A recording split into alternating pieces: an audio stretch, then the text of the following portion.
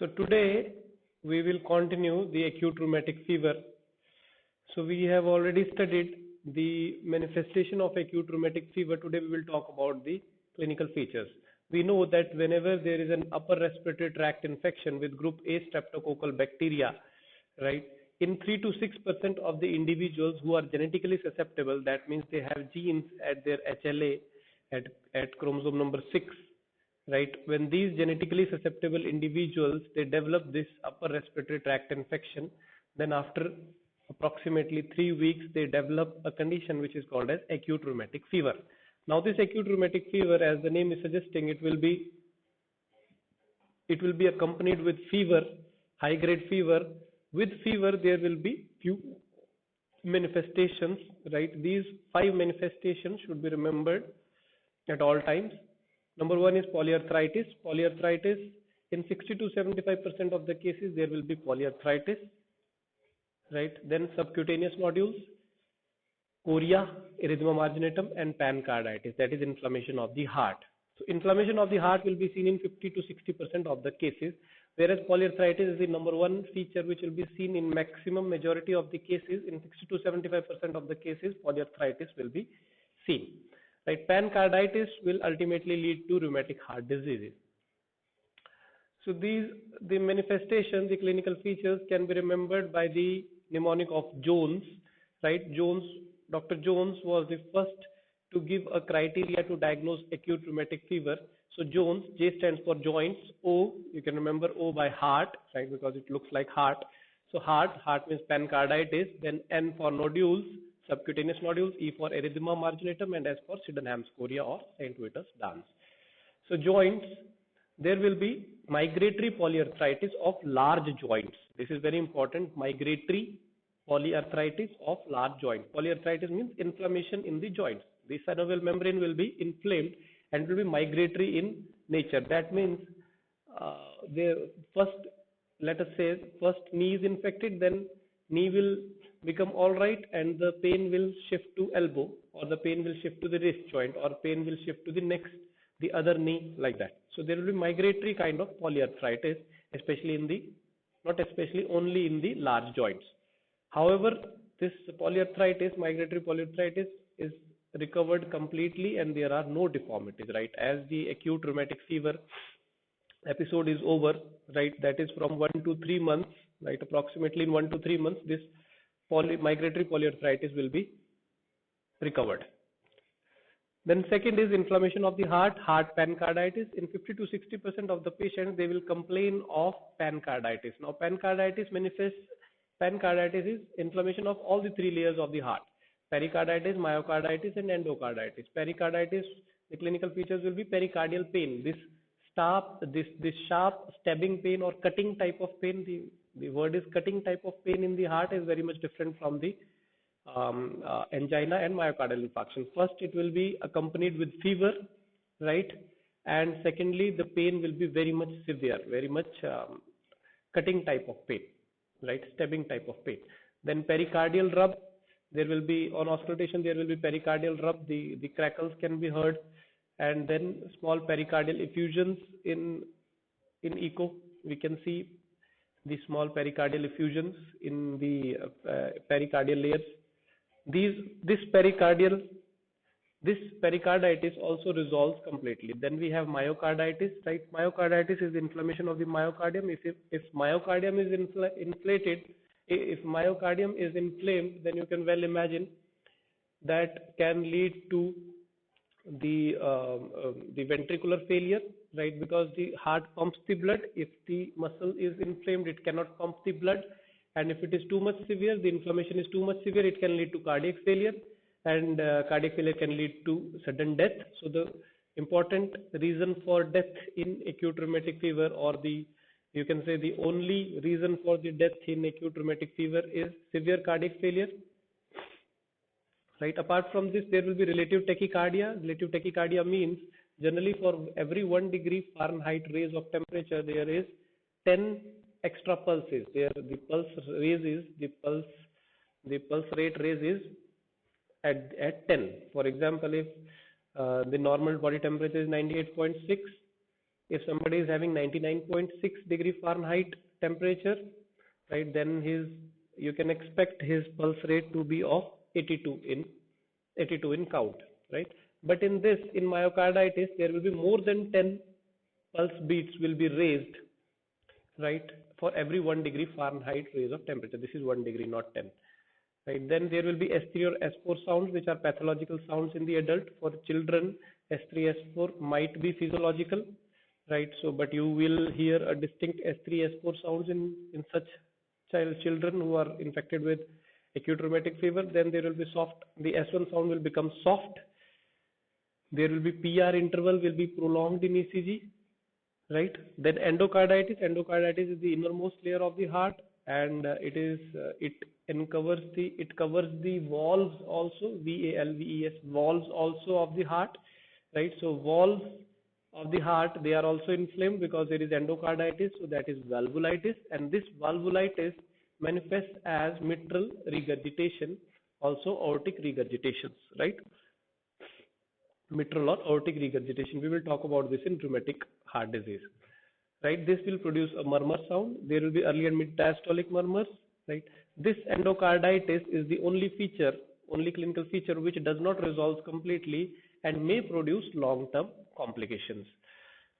Then there are subcutaneous nodules. These are painless nodules under the skin over bony prominences, mainly seen over extensor aspects of hand, feet, elbow, shin, scalp, and occiput. Then there is erythema marginatum, right? These are erythematous macular skin rashes with clear center and serpiginous margin. The center will be clear. There will be macular skin rashes. That means they will be just above the skin. They will not be elevated from the skin. Macular skin rashes, and the margins will be serpiginous. We will see one picture in the next slide. They will be mainly seen over the trunk, the chest region, and the proximal part of extremities, and they are non-itchy. Then we have last Sydenham's chorea. The chorea is aimless, irregular movements of the head, right? The head will move in an irregular fashion without the control of the patient. The upper limbs might also move in the regular fashion, aimless, irregular fashion. It is just like a dance, but irregular, right? There will be no coordinated movements, or there will be no voluntary movements. It is also associated with hypotonia and emotional instability. Hypotonia means the tonicity of the muscles will be lost. The muscle will go into flaccidity, and emotionally the child will be unstable. So erythema marginatum, you can see it here. There will be serpiginous margins with clear inner margin, right? The inside will be clear, right? The inner core will be clear. Subcutaneous nodules and Sydenham's chorea, right? Irregular movements of the head or the other upper extremities.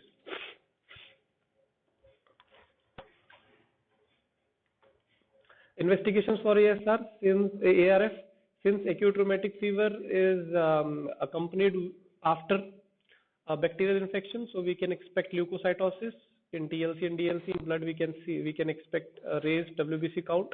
ESR levels will be elevated, and inflammatory markers like C-reactive proteins, they will also be elevated, because we know that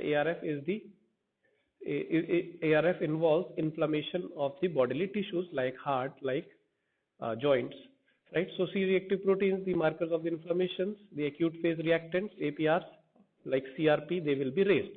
Then number 3, throat swab, right? The swab, we will take a swab from the throat region, and we will send that swab for culture and sensitivity, and that culture will show us group A Streptococcus bacteria. ECG, PR intervals might be prolonged in case of myocarditis.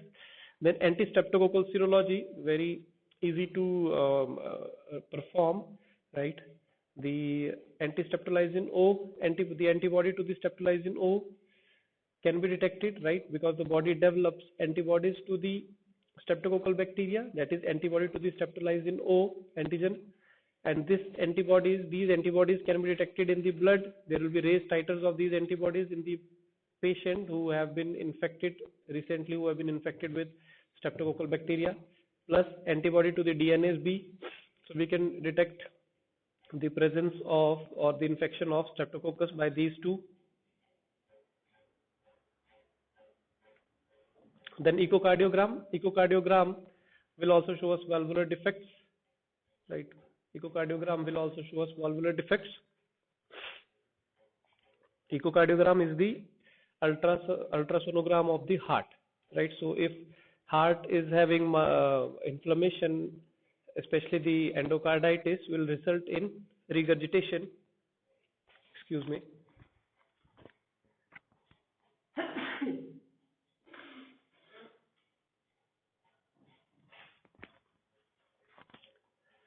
The echocardiogram will show us valvular defects. Now next is how to diagnose the acute rheumatic fever. So acute rheumatic fever is diagnosed by the Jones criteria. Dr. Jones gives us a criteria which we have revised, and recently WHO has proposed this criteria for diagnosis of rheumatic fever. So diagnosis of rheumatic fever includes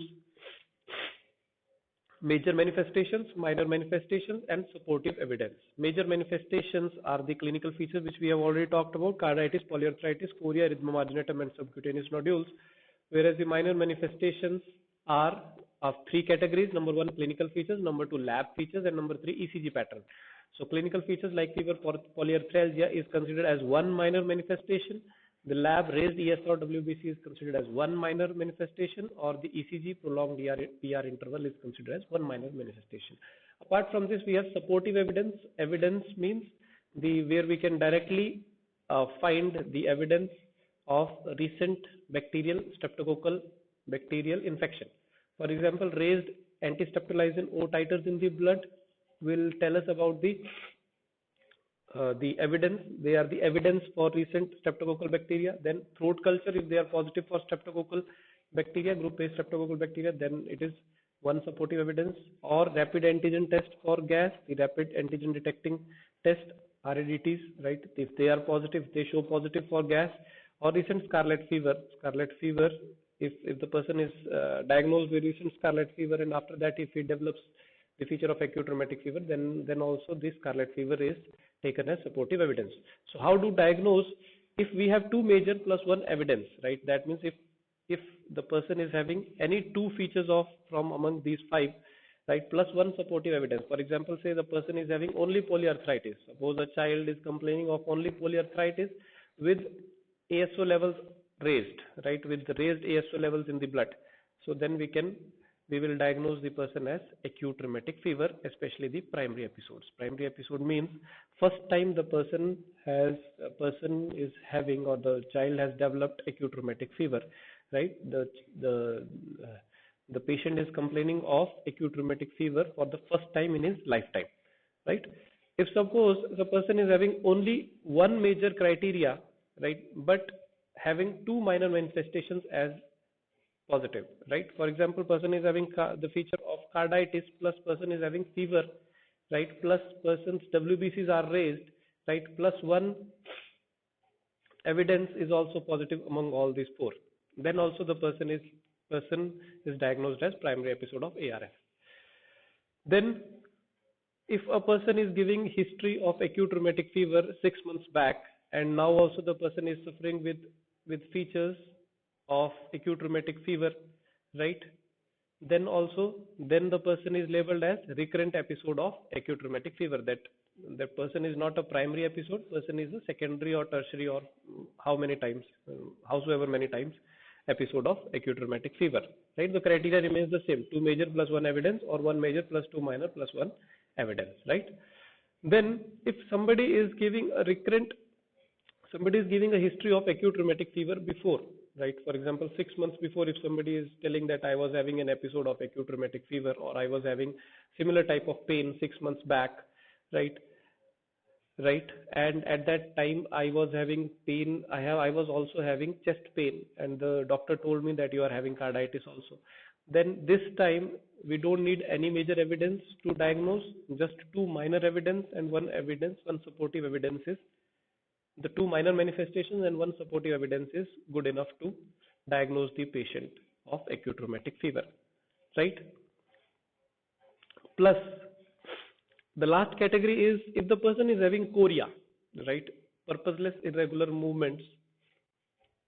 If a child is presenting with the problem of chorea and other and you have ruled out, and the doctor has ruled out other causes for chorea, right? No CNS abnormalities or no no infections of the CNS, right? Other possibilities of the chorea have been ruled out.